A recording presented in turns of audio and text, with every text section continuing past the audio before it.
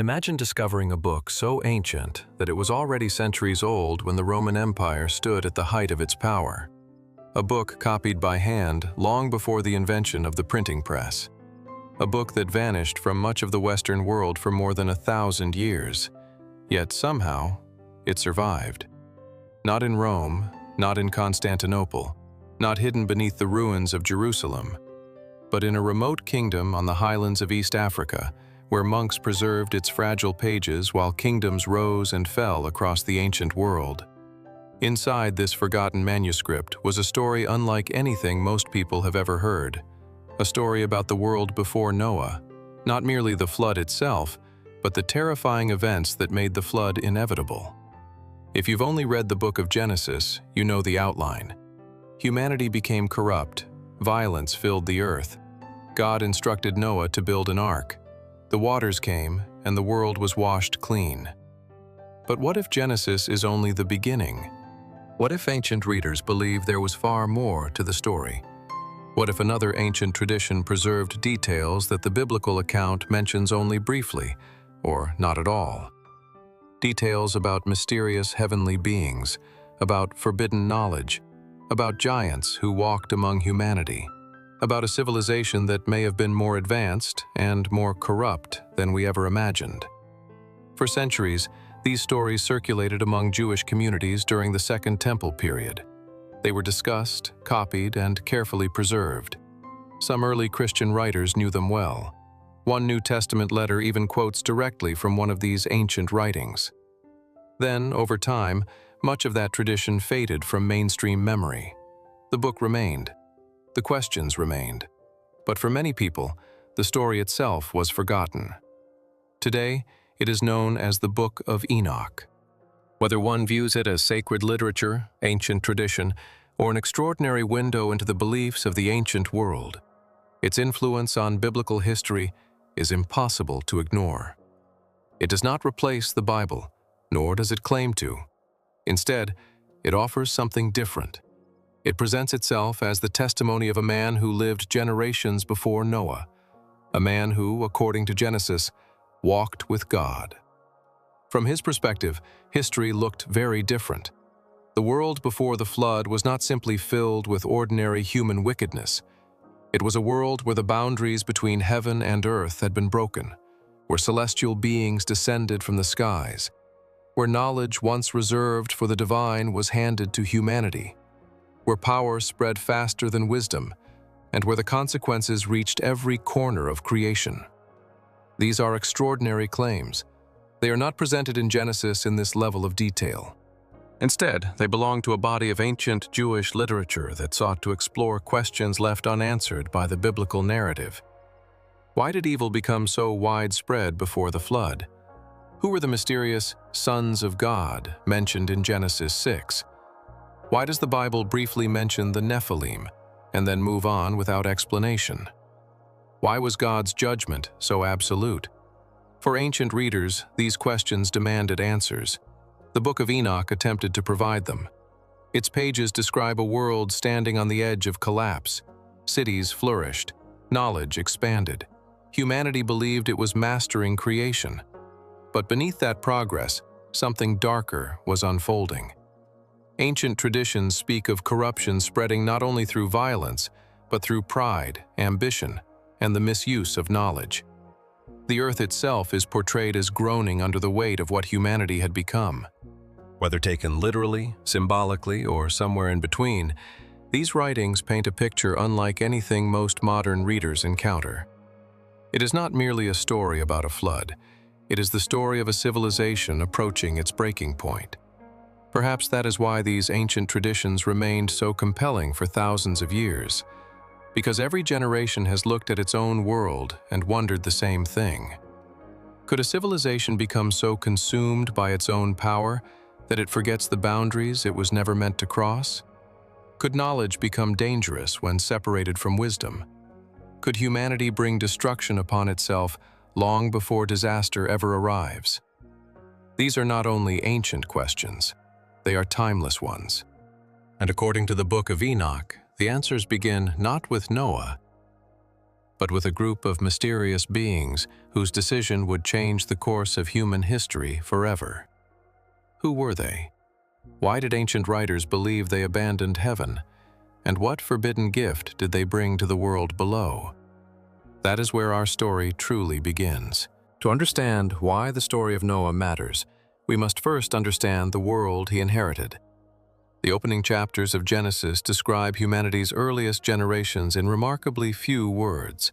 Entire centuries seem to pass in only a handful of verses. Men and women lived for hundreds of years. Families expanded into tribes, and tribes grew into settlements that slowly spread across the ancient landscape. At first glance, the biblical account appears almost quiet, but beneath its simplicity lies an extraordinary statement. Genesis tells us that as humanity multiplied upon the face of the earth, something began to change. Not simply in individuals, in civilization itself. The Bible describes a world that became increasingly filled with violence. The Hebrew word used in Genesis suggests far more than isolated acts of cruelty. It conveys a society saturated with corruption, oppression, injustice, and bloodshed. Violence was no longer the exception. It had become the culture. What caused such a dramatic transformation? Genesis offers only brief clues. It never describes the rise of kingdoms before the flood. It says little about technology, almost nothing about politics, very little about daily life. And yet, many ancient traditions imagined this forgotten world in remarkable detail. According to these traditions, humanity did not spend its earliest centuries struggling merely to survive. Instead, people built cities. They developed agriculture. They learned craftsmanship. Music filled their celebrations. Metalworkers shaped tools from bronze and iron. Trade connected distant communities. Knowledge spread from one generation to the next with astonishing speed. Whether these descriptions reflect historical memory or theological imagination remains debated among scholars, but they reveal something important. Ancient people did not imagine the world before Noah as primitive. They imagined it as flourishing. That idea may surprise modern readers. When many people picture the ancient world, they imagine scattered villages surrounded by wilderness. Yet the genealogies in Genesis describe lifespans unlike anything seen after the flood. Individuals are said to have lived for centuries. Imagine what one person could accomplish with hundreds of years to learn, invent, teach, and build. Entire libraries of knowledge might have existed within a single lifetime. Skills could be refined over generations without ever being forgotten. Architecture could evolve. Astronomy could advance. Craftsmanship could reach astonishing levels. Again, the Bible does not explicitly describe such developments, but the possibility has fascinated historians, theologians, and storytellers alike for centuries. The Book of Enoch presents an even more dramatic picture. It portrays a civilization that was expanding rapidly, outwardly impressive, yet inwardly unstable. Prosperity grew, power increased, but wisdom failed to keep pace.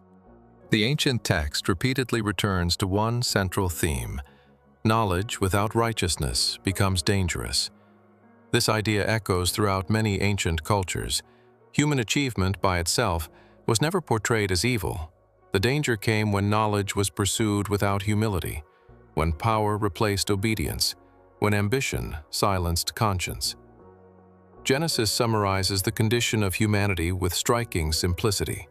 The earth was corrupt in God's sight, and the earth was filled with violence. Those few words carry enormous weight. The biblical narrative does not describe merely a collection of sinful individuals. It describes an entire civilization moving in the same destructive direction. Corruption became systemic. Violence became ordinary. Justice became rare. According to the biblical account, God looked upon the earth and saw that every inclination of the human heart was continually bent toward evil. It is one of the most sobering assessments of humanity found anywhere in Scripture. Yet even here, Genesis leaves many questions unanswered. What drove this corruption? Why did evil spread so completely? Why did events escalate so quickly that divine judgment became unavoidable? This is where ancient Jewish literature begins asking questions that Genesis itself does not attempt to answer.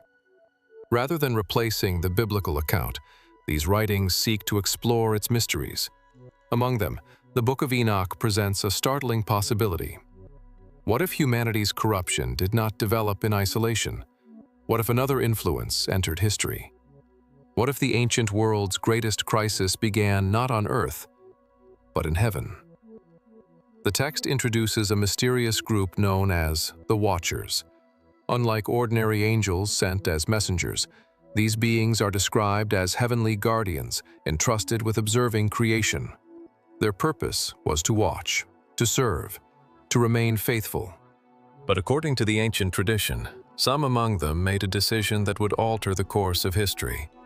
Not by accident, not through deception, but through deliberate choice. They looked upon humanity, they saw the daughters of men, and they desired something that had never been intended. Genesis hints at this moment in only a few verses. The Book of Enoch expands it into one of the most dramatic stories in all of ancient religious literature. If these traditions preserve even a fragment of how ancient people understood Genesis, then the corruption before the flood was more than a human tragedy. It was the beginning of a cosmic rebellion, one that blurred the boundary between heaven and earth, one that would unleash consequences reaching far beyond anything Noah could have imagined. And according to the ancient account, it all began with 200 beings standing on the edge of heaven, preparing to descend. Few passages in the entire Bible have generated more debate than the opening verses of Genesis chapter 6. The account is remarkably brief, almost frustratingly brief. It tells us that as humanity multiplied across the earth, the sons of God saw that the daughters of men were beautiful, and they took wives for themselves. Then, almost without explanation, Genesis introduces another mysterious name, the Nephilim. Just a few verses, no detailed background, no explanation of who these sons of God were, no description of why this event mattered so profoundly, and then the narrative moves directly toward Noah and the coming flood. For thousands of years, readers have paused at these verses and asked the same question: who were these mysterious beings? Across history, several interpretations have emerged. Some biblical scholars understand the sons of God as faithful descendants of Seth, who intermarried with the descendants of Cain. Others point to the Old Testament's frequent use of the phrase "sons of God" to describe heavenly beings, particularly in the Book of Job. Ancient Jewish tradition overwhelmingly favored the second interpretation, and nowhere is that interpretation described more fully than in the Book of Enoch. According to this ancient work, these beings were known as the Watchers. The name itself is significant. They were not created to rule humanity, nor were they sent to reshape civilization. Their purpose was to watch over creation under God's authority. They were guardians, observers, servants of heaven. But according to the ancient narrative, something changed. The Book of Enoch tells of 200 watchers who looked upon humanity and became captivated by the daughters of men. Their leader is named Semjaza. Knowing the gravity of what they were about to do, he feared that the others might abandon the plan and leave him alone to bear the consequences. So they made a pact. Not an ordinary agreement, an oath. According to the text, they descended together upon Mount Hermon, binding themselves under a solemn curse that none would turn back. Whether understood as literal history, symbolic theology, or ancient religious tradition, the image is unforgettable. 200 heavenly beings standing together beneath the stars, knowing that one decision would forever separate them from heaven. The Book of Enoch portrays this moment not as an accident, not as temptation, but as rebellion. A deliberate crossing of a boundary established by God. From this point forward, the story shifts dramatically. The Watchers do not merely dwell among humanity, they begin to teach. This detail is one of the most distinctive features of the Book of Enoch. Genesis never describes forbidden knowledge being passed from heaven to earth. The Book of Enoch does, and the list is astonishing. One watcher teaches the forging of swords, knives, shields, and armor. Another reveals the secrets of metallurgy. Others introduce astrology, enchantments, the cutting of roots, the use of cosmetics, the interpretation of celestial signs, the movements of the stars. Again, these descriptions belong to the Book of Enoch, not the biblical text itself. Scholars continue to debate what these teachings represent. Some view them symbolically, portraying humanity's misuse of technology and knowledge. Others believe the text reflects ancient concerns that wisdom divorced from morality inevitably leads to destruction. Either way, one theme becomes impossible to ignore. Knowledge itself is not condemned. Its corruption is. Throughout history, every civilization has faced the same dilemma. Human beings learn faster than they mature. Power expands faster than wisdom. Technology advances faster than character. The Book of Enoch expresses this timeless truth through a dramatic, supernatural narrative. As forbidden knowledge spread, the ancient world changed. Weapons transformed conflict. Pride replaced humility. Violence became organized. Greed became limitless. The harmony between humanity and creation began to fracture. Then the text introduces another consequence, one that would overshadow everything else. The unions between the Watchers and human women produced offspring unlike any who had come before. Their appearance would become one of the most controversial subjects in biblical history. Some traditions remembered them as mighty warriors, others as tyrants, others still as beings whose immense size became legendary. Genesis gives them only a single name. The Book of Enoch tells an entire story. And according to that story, the greatest crisis before the flood had only just begun. The rebellion of the Watchers was not the end. It was the beginning of something far more terrifying. Because soon, the earth would no longer belong to ordinary men alone. By the time the Watchers had descended to the earth, according to the Book of Enoch, history had already crossed a point of no return. Their rebellion did not end with forbidden knowledge. It produced something far more disturbing. The Book of Genesis introduces them in only a single sentence. The Nephilim were on the earth in those days, and also afterward. Just one brief statement. No explanation of their appearance, no description of their society, no account of their rise or fall. Only a mysterious name that has puzzled readers for thousands of years. Who were the Nephilim? The answer depends largely on which tradition one follows. Some scholars understand the word simply to describe powerful warriors or legendary heroes remembered in ancient traditions. Others believe it refers to unusually large or mighty individuals rather than literal giants. Still others point to ancient Jewish writings, including the Book of Enoch, which describe the Nephilim as the offspring of the Watchers and human women. The documentary evidence is clear on one point. Genesis itself gives very few details. The Book of Enoch tells a much longer story. According to that ancient text, the children born from these unions were unlike ordinary humans. They grew at astonishing rates. Their strength surpassed that of any ordinary man. Their appetites became impossible to satisfy. At first, they consumed the harvests of humanity. Entire fields disappeared, granaries emptied. Communities that had prospered for generations suddenly faced famine. But when the harvest could no longer sustain them, the stories take an even darker turn. The Book of Enoch claims that the giants turned against humanity itself. Violence spread across the land. Ancient traditions describe kingdoms collapsing beneath overwhelming force. Cities lived in fear. The strong ruled through terror. Justice disappeared beneath power. Whether interpreted literally or symbolically, the message is unmistakable. A civilization that had once celebrated knowledge and progress was now consumed by chaos.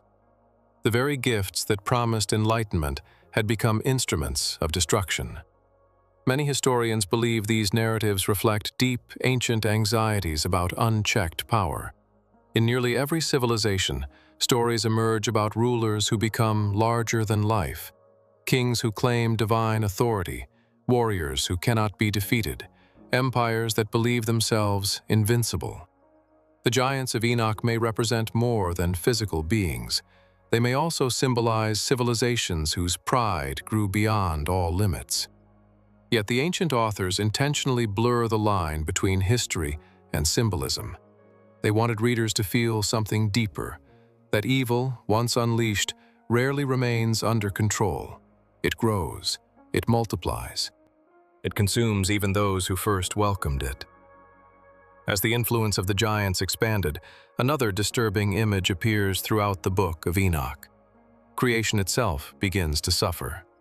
The earth is portrayed almost as a living witness. Its fields are exhausted, its creatures perish. Violence reaches not only humanity, but every living thing. This echoes an important detail from Genesis.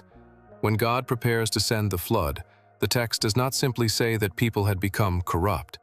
It declares that all flesh had corrupted its way upon the earth. That phrase has fascinated biblical scholars for centuries. Does it refer only to human society? Or does it suggest that the corruption extended throughout creation itself? The Book of Enoch clearly embraces the second idea. Its authors envision a world whose moral collapse has become cosmic. The boundaries established at creation have been violated. Humanity has abandoned righteousness. The Watchers have abandoned heaven. Their offspring dominate the earth. Knowledge has become weaponized. Violence has become ordinary. And justice has almost disappeared. Yet even in this darkness, one man quietly appears within the biblical narrative. Unlike the rulers of his age, unlike the mighty men celebrated by the world, unlike those who trusted in power, one man walked a different path. His name was Noah. Genesis describes him with remarkable simplicity. Noah found favor in the eyes of the Lord. No armies, no throne, no legendary victories, simply righteousness. In both Genesis and the Book of Enoch, Noah stands as a striking contrast to the civilization around him. While the world pursued power, Noah pursued obedience. While others trusted in forbidden wisdom, Noah trusted God. But if the corruption of the ancient world had reached such unimaginable depths, if heavenly rebellion, human violence, and the rise of the Nephilim had truly transformed creation, could one righteous man still change the course of history? Or had the fate of the world already been sealed? According to the ancient writings, the answer was about to arrive, not as an army, but as rain. For generations, the ancient world believed it was unstoppable. Cities had expanded across fertile valleys. Knowledge flourished. Weapons grew more sophisticated. Power belonged to those who could seize it. From the outside, civilization appeared stronger than ever. Yet beneath that confidence, something had begun to unravel. Genesis describes the turning point with remarkable simplicity. The Lord saw that the wickedness of mankind was great upon the earth, and that every inclination of the thoughts of the human heart was only evil continually. It is one of the most sobering passages in the entire Bible. The problem was no longer isolated acts of violence. Evil had become woven into the fabric of society itself. Every generation inherited it. Every city reflected it. Every institution was shaped by it. According to Genesis, God was grieved by what humanity had become. This statement has inspired centuries of theological reflection. It does not suggest that God lacked knowledge of the future. Rather, it expresses in deeply human language the profound tragedy of a creation that had turned away from its Creator.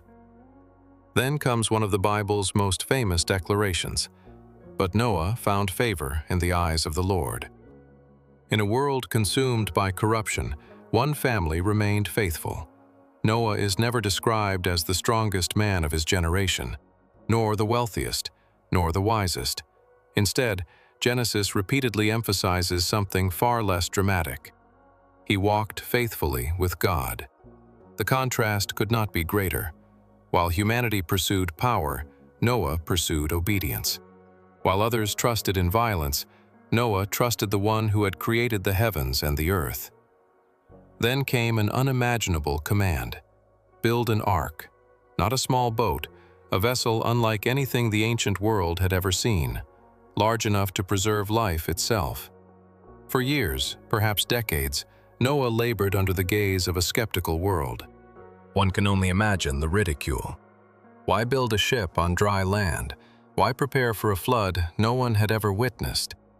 Genesis does not record those conversations, but human nature makes them easy to imagine. Every hammer strike became an act of faith. Every timber placed upon the ark declared that Noah believed God more than he believed the world around him.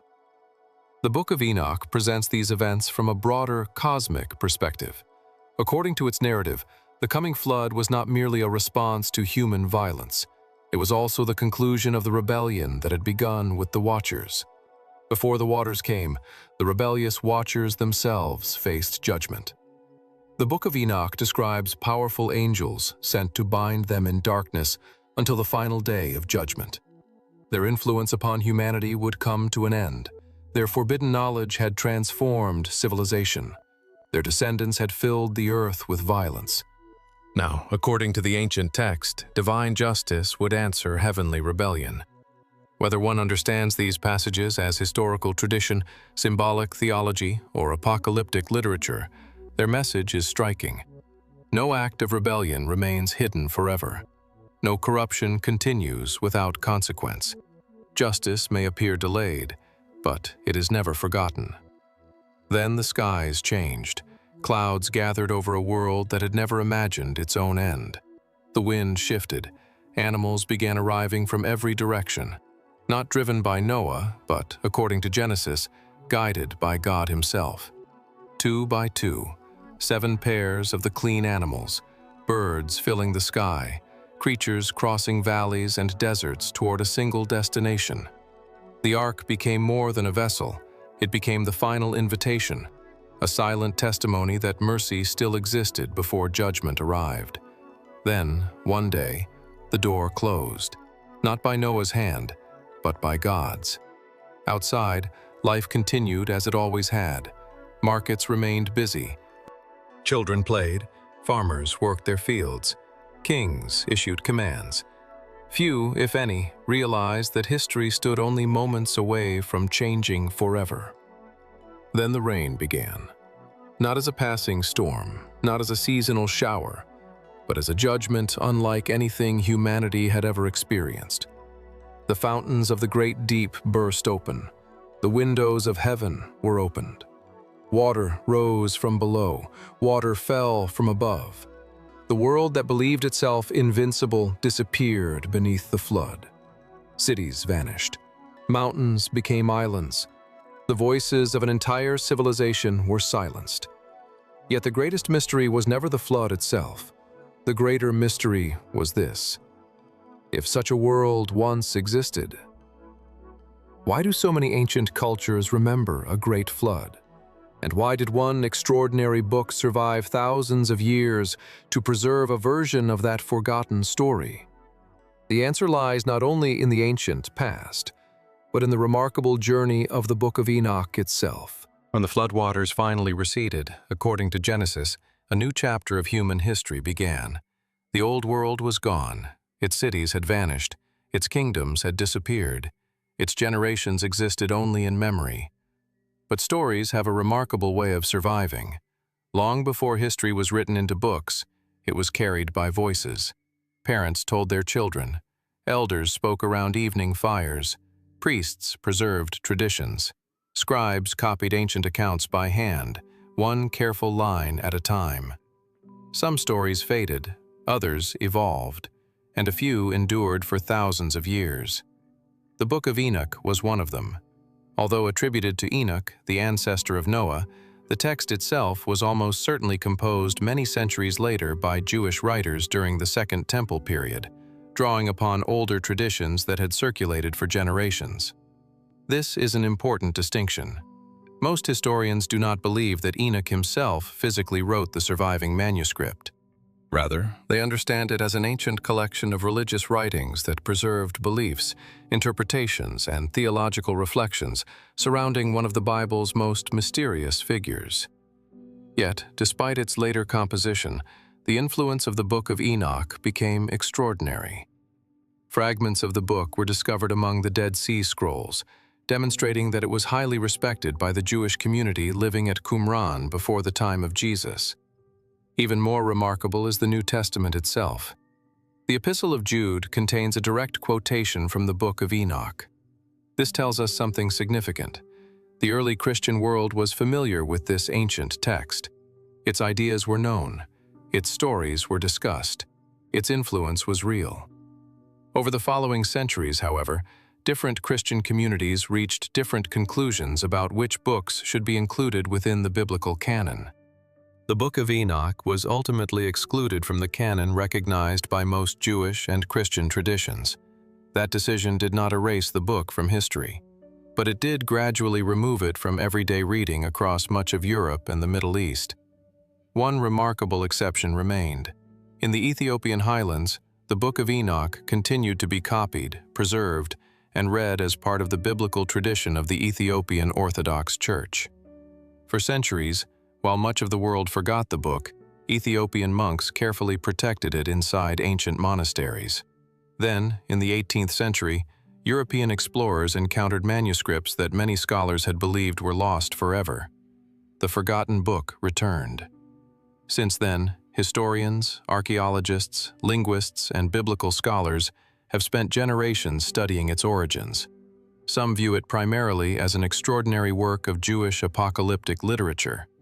Others see it as a valuable window into how ancient believers interpreted difficult passages in Genesis. Still others approach it as an important historical document that shaped both Jewish and early Christian thought. Yet debate continues. Did the Watchers represent literal heavenly beings? Were the Nephilim historical figures, symbolic characters, or theological imagery? Did the ancient authors intend these stories to describe real events, or profound spiritual truths expressed through dramatic narrative? The evidence does not allow simple answers. And perhaps that is precisely why the Book of Enoch continues to fascinate readers around the world. It reminds us that history is rarely as simple as we imagine. Ancient civilizations asked difficult questions. They wrestled with the origin of evil, the misuse of knowledge, human pride, justice, judgment, hope. Those questions remain just as relevant today. Whether one reads the Book of Enoch as sacred tradition, ancient literature, or historical curiosity, its greatest value may lie in the conversations it continues to inspire. Because beneath every mysterious story is a deeper question. Why were these traditions preserved at all? Why did generations risk copying them by hand? Why did communities protect them through centuries of war, exile, and persecution? Perhaps because they believed these stories contained truths worth remembering. Not necessarily because every detail could be historically verified, but because they confronted timeless realities about human nature, the desire for power, the temptation to pursue knowledge without wisdom, the consequences of crossing moral boundaries, and the hope that even in humanity's darkest moments, faithfulness still matters. The story of Noah has never been only about an ark.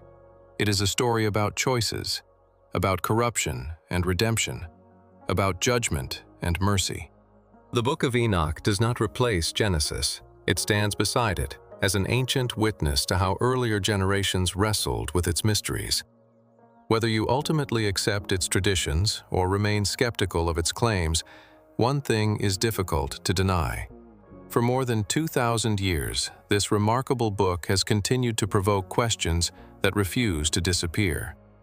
And perhaps that is its greatest legacy. Because history is not only found in the answers we inherit, sometimes it survives in the questions we never stop asking.